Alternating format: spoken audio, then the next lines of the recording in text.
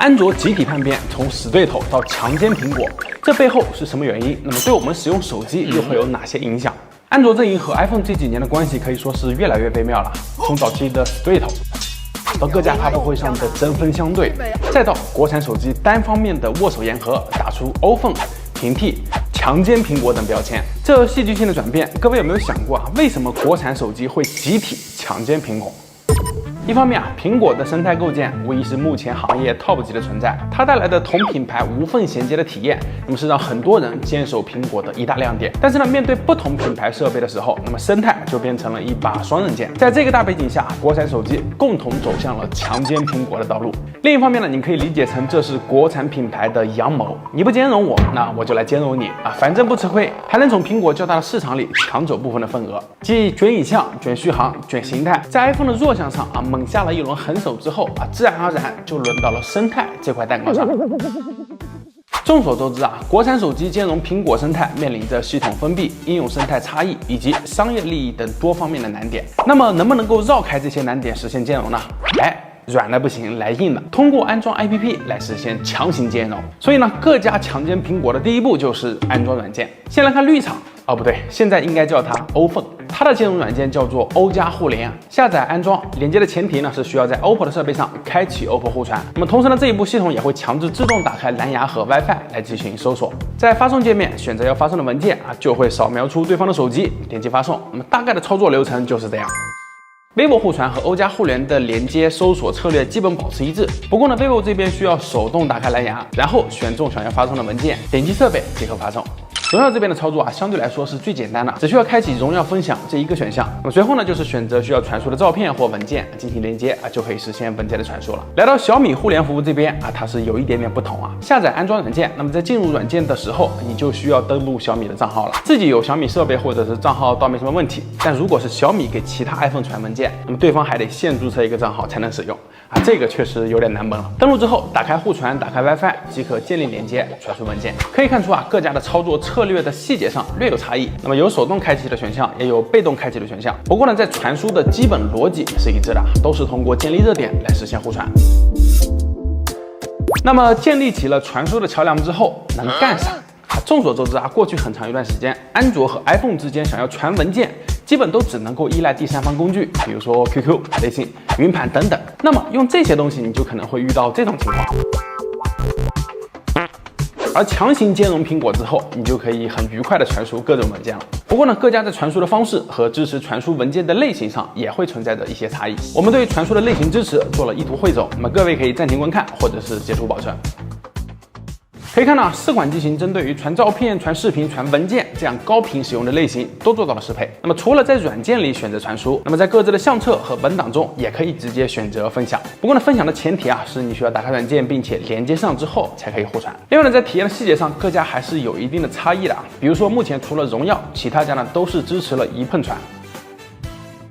再比如说，测试的过程中，我们还发现啊，对于笔记的分享形式，那么各家也是有着不同的限制。比如说，相同的一组带有图片和文字的笔记，那么 OPPO 这边向 iPhone 分享有3种形式啊，实测只有图片和 Word 形式可以发送成功，那么文字形式呢则是无法分享。vivo 这边啊也是3种分享形式，但是呢实测下来，以图片的形式可以显示文本以及图片，那么另外2种形式图片则是无法显示。而荣耀这边呢是4种分享形式，实测4种都可以分享成功，并且正常显示。那么小米这边的笔记呢就无法向 iPhone 分享，那么相反的操作 ，iPhone 分享给 OPPO 不支持啊，分享给小米只能以图片的形式啊，收到之后就没有办法再次编辑了啊。分享给荣耀和 vivo 则是比较顺畅啊，分享之后可以直接导入各自的笔记 APP 里，并且支持编辑。还有一个小细节啊 ，OPPO 和荣耀这边，那么在对 iPhone 相互传输文件的时候，是需要在接收端点击确认的。那么 vivo 最顺畅，可以直接接收啊。小米这边比较特殊啊，如果小米和 iPhone 登录的是相同的账号，那么无需确认可以直接传输啊。如果不是同一个账号，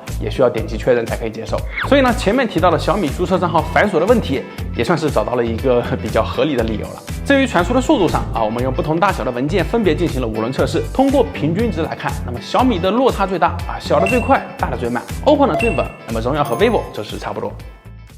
为了让传输的体验更接近于原生啊，大家都在软件的交互上尽可能的贴近 iOS 的风格。比如说欧加互联和荣耀互联的界面设计，那么都是采用了简洁扁平的风格。来看这个照片和文件的图标，还有 OPPO 这边的一喷互联的动效啊，是不是果味十足 ？vivo 和小米的一喷互传呢，也有特殊的动效设计，比如说 vivo 的动效啊，是从头部聚集能量向四周以波纹的形式发散，那么搭配上马达的震感啊，虽然说它不是最像 iOS 的，但是呢，整体的体验感受还是非常不错的。小米这边会弹出一个卡片，那么上面还会有一个扫光的动效，而荣耀这边呢，暂时还不具备一喷互传的功能。既然强行兼容苹果的厂商不止一家啊，古话说得好，人多的地方就有江湖，那么有江湖的地方就有内卷。所以呢，你可以看到，除了基础的文件传输，还有隐藏高手，比如说 vivo 带来了双击互联。相比其他几家来说啊 ，vivo 可以实现电话、信息、通知的流转以及设备查找。假如你是双持档，那么手里的 iPhone 没什么电了，此刻它又来了电话，那么这个时候呢，我们就可以用流转到 vivo 的设备上来接听，这就完了吗？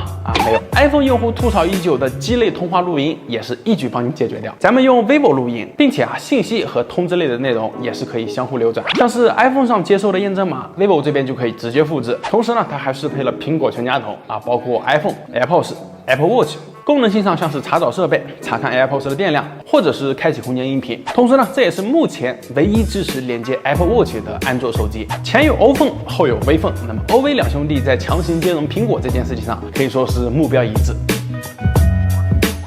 那么看完各家对于 iOS 的兼容之后，我们再来看看它对于生产力设备 Mac 的兼容。既然是生产力设备那么像是传数据、传文件等等，自然是不可避免的。过去呢，安卓和 Mac 之间的文件传输也是一大痛点，数据线、聊天软件或者是用网盘传输。那兼容之后呢，首先想要在 Mac 上实现兼容，也是需要下载对应的软件。安装软件之后，能实现以下的基础传输功能。那么来到 Mac 端，各家软件的设计策略略有不同小米最简单仅保留了核心功能的入口，其次是荣耀，那么 OPPO 和 vivo 这边的功能是最多的。那么实际体验上小米这边有类似 iPhone 镜像的妙控桌面，你可以把手机的桌面直接投在 Mac 上来显示和操作。同时呢，这里还有一个传输入口你可以把 Mac 上的文件直接拖拽进来，传输给小米手机。我们实测除了软件不能拖，那么其他像是照片、文件、视频、压缩包、录音等等内容基本都可以拖动传输。而从手机向 Mac 来拖的话，就是有内容的限制了，目前只能够拖拽照片和视频。如果想要获取其他的内容，那么只能够通过分享的形式来传输了。虽然说使用上略有局限性但是呢，在玩法上还算是比较实用。比如说上班的时候用这个妙控桌面来摸摸鱼还是很方便的。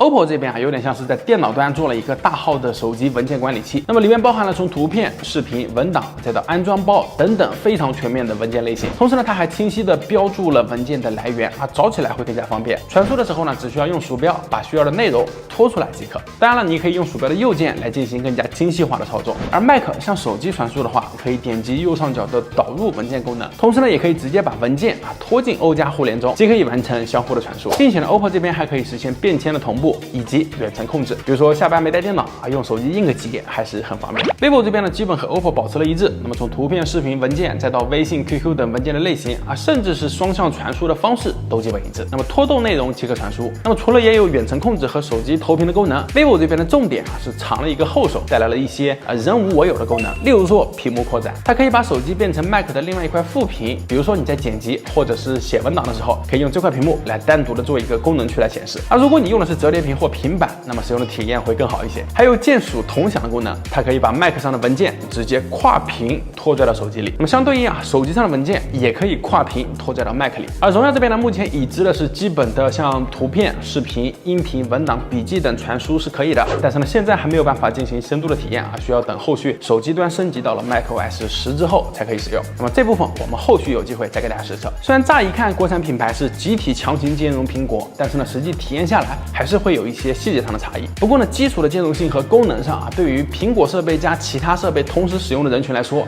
相较于过去的完全封闭，可以说是有了史诗级的体验进化了。那么现阶段来看这场关于兼容 iPhone 的大计划受益的肯定是咱们消费者。同品牌下多设备的丝滑无缝体验自然是好，但是呢，它也无形中形成了一个阻挡用户选择其他品牌的高墙。所以呢，生态是提升用户体验的筹码，同时呢，也是厂商之间抢占市场份额的武器。那么目前我们看到的兼容体验啊，可能还处于1.0时代。后面我相信兼容苹果这件事情会像是快充、影像、续航一样不断的卷下去。有人评价安卓阵营是没有自己完整的生态体验，才会去强行兼容苹果的生态。那么这个观点倒是没什么大问题啊，但是我个人认为，强奸苹果的背后更大的动机是智能手机在这片红海存量市场的终极厮杀。好了，那么以上就是本期视频的全部内容，我是极客村长，感谢大家的耐心观看，我们下期视频再见。